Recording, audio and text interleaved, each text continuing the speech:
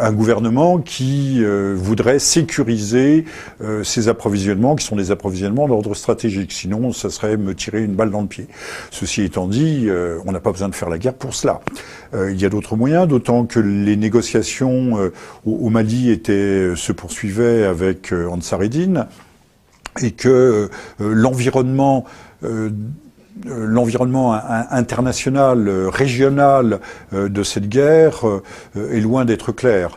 Nous agissons à la demande d'un gouvernement malien qui n'est là que par intérim, à la demande de la CEDEAO, donc ce groupement économique, de partenariat économique entre un certain nombre de pays d'Afrique de l'Ouest, mais aujourd'hui présidé par M. Ouattara, homme qui a été mis à son poste par la France. Donc tout cela est assez trouble et on se demande jusqu'à quel point d'ailleurs la France dans cette affaire ne relaye pas incidemment une politique globale sur le continent africain dirigée depuis Stuttgart et l'Africacom. L'Africacom étant le centre de la diplomatie armée des États-Unis. Si donc tout cela ne s'inscrit pas dans un plan général. Mais ça serait un autre débat plus difficile, plus complexe. Dernière raison, Monsieur Hollande est au plus bas dans les sondages et bien évidemment il avait envie de remonter, et quoi de mieux qu'une guerre? Alors est-ce que vous pensez que cette intervention militaire au Mali, ce n'est pas la conséquence directe de la chute du régime de Kadhafi? Alors, poser la question, c'est y répondre. Oui, il y a une mécanique, un engrenage. Tout le monde sait que les arsenaux de la Jamaria libyenne ont été vidés. Les armes ont été exfiltrées. D'ailleurs, ils ont fait l'objet de très gros trafics, parfois assez cocasses, des 4x4 équipés de mitrailleuses contre des écrans plasma, pourquoi pas. Et puis, l'on sait aussi que les services français, par exemple, pour casser les systèmes de défense de Kadhafi, ont négocié avec des groupes de mercenaires, notamment Touareg. 1 millier d'entre eux ont ainsi regagné le Sahel, équipés en armes, en or et en dollars, avec le but en arrière-pensée de les utiliser dans la politique régionale de la France. Donc, à la fois, on a une conséquence directe de l'ingérence française en Libye, ingérence qui a conduit à non pas à porter au pouvoir des salafistes, mais ils sont en arrière-plan du pouvoir actuel. Ces mêmes salafistes que l'on va combattre aujourd'hui, mais que l'on a aussi à l'occasion instrumenté, équipé, laissé s'équiper. Donc vous voyez tout ça, il y a des contradictions énormes. Alors, plusieurs capitales occidentales approuvent l'intervention française au Mali, mais sur le terrain, la France est quand même seule. Alors, c'est assez, là aussi, j'ai utilisé le qualificatif de cocasse tout à l'heure. On s'aperçoit que Washington participe, a envoyé des drones. Le Royaume-Uni a envoyé des gros porteurs, parce que la France n'a pas de gros porteurs, donc ne peut pas conduire seule une opération. Toujours est-il que le soutien tant à Londres qu'à Berlin est un soutien strictement moral. Politique, mais politique du bout des lèvres.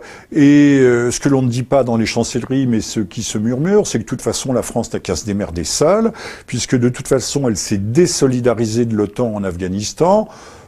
Il faudrait voir encore pour quelle bonne ou très très mauvaise raison, et qu'à ce moment-là, on ne voit pas pourquoi on se solidariserait avec elle dans son aventure malienne. Même si on ne la condamne pas, et même si on la soutient, puisque finalement, comme je le disais tout à l'heure, elle sert des buts géostratégiques de plus vaste ampleur. Alors, est-ce que l'Algérie n'est pas la cible indirecte de cette guerre au Mali? Écoutez, moi-même, j'écrivais il y a une dizaine de jours que l'orage se levait au sud de l'Algérie et qu'il pourrait, vous savez, les orages remontent toujours contre le vent, remonter vers l'Algérie. L'Algérie a bien conscience d'être dans le collimateur. Dès 2011, certains think tanks washingtoniens voyaient déjà, à l'occasion des événements libyens, qu'il y aurait forcément, je ne dis pas obligatoirement, mais en toute logique, qu'il y aurait expansion du salafisme et que, sans imaginer immédiatement un retour des années de Brest, des années 90, ces mouvements salafistes, tôt ou tard, rentreraient de nouveau sur le territoire algérien. Et pourquoi l'Algérie serait-elle la cible? L'Algérie, on l'aime ou on ne l'aime pas, mais l'Algérie n'entre pas véritablement dans le cadre.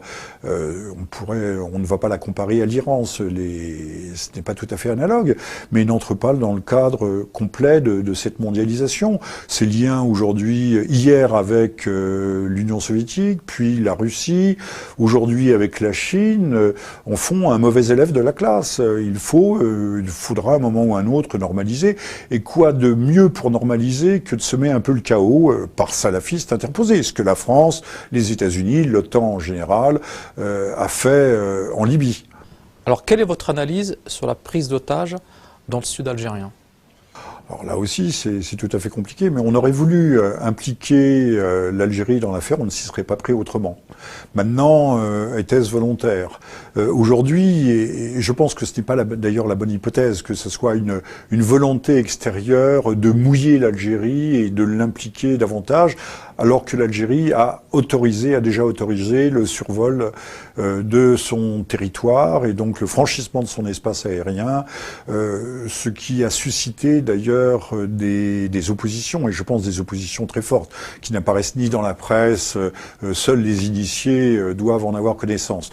Moi, mon hypothèse personnelle serait que c'est peut-être une affaire algéro-algérienne, que ceux qui aujourd'hui sont opposés, ont déjà fermé les frontières, mais veulent barricader l'Algérie pour empêcher la contamination de cette guerre au territoire algérien, ont envoyé une sorte de signal extrêmement fort pour justement bloquer l'autorisation de l'Algérie, du gouvernement algérien. Vous remarquerez avec moi d'ailleurs que M. Bouteflika a été résolument muet pendant toute la crise, ce qui peut laisser entendre que M. Bouteflika n'a plus beaucoup voix au chapitre, qu'il n'a plus beaucoup d'autorité, mais qu'il y a certainement une guerre interne entre services de renseignement, armées, ceux qui sont propices, qui sont favorables à une forme de coopération avec la France, bon gré, mal gré, puisque la ligne générale, c'est pas de coopération. Habituellement, l'espace aérien algérien est fermé. Mais donc ceux qui, volins-nolins, se voient forcés et contraints de coopérer, et ceux qui, au contraire, veulent un repli, et pas un repli tactique, un repli stratégique. Alors de ce point de vue-là, les groupes qui sont mis en cause peuvent très bien avoir été instrumentés, manipulés par les services algériens eux-mêmes.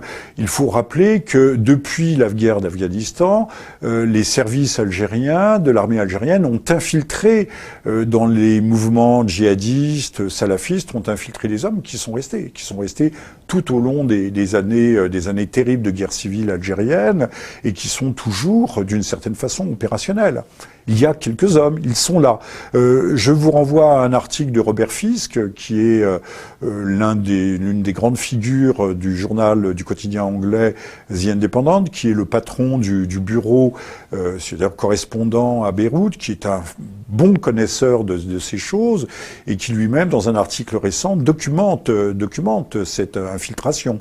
qui s'est faite à l'origine, à la demande d'ailleurs, de l'Union soviétique, qui avait besoin de pénétrer, d'infiltrer les groupes de résistants afghans par le truchement de la fameuse Légion arabe d'Oussama Ben Laden. Tout ça semble bien compliqué, mais on sait que dans ce genre d'affaires, la vérité est certainement au-delà de toute imagination. Alors, dernière question, est-ce qu'il n'y a pas un risque d'enlisement de la France dans ce conflit ?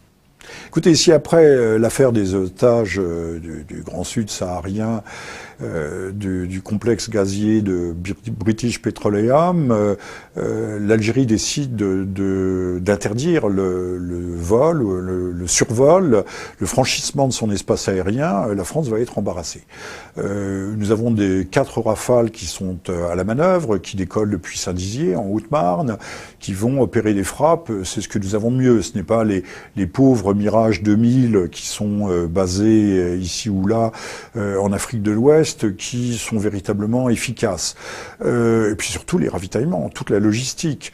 Or c'est ce qui est en cause, c'est ce qui se retrouve derrière cette affaire de prise d'otages qui est à la fois une affaire internationale et en tout cas ça a été une tentative d'internationaliser la chose, d'impliquer l'Algérie, mais qui peut être aussi une affaire intérieure